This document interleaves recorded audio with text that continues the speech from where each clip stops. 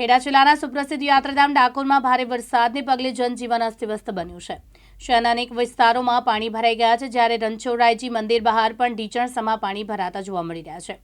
બીજી તરફ શેરડી નદીના નવા નીર આવતા નદી બે કાંઠે વહેવા લાગી છે। ખેડા જિલ્લાના યાત્રાધામ ડાકોરમાં ભારે વરસાદને કારણે સમગ્ર શહેરમાં જળબંબાકાર જેવી સ્થિતિ સર્જાઈ છે।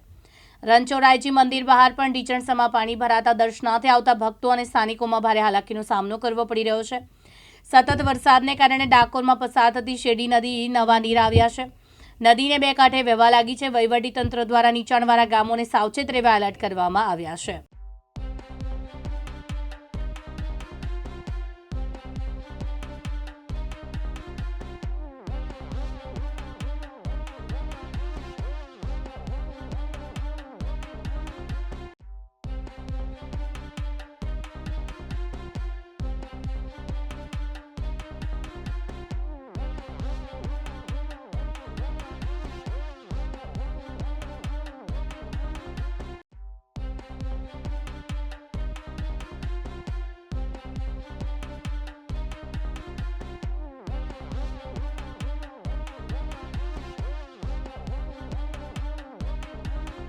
તૃષાલ પંડ્યા, દિવ્યાંગ ન્યૂઝ, ડાકોર, ખેડા।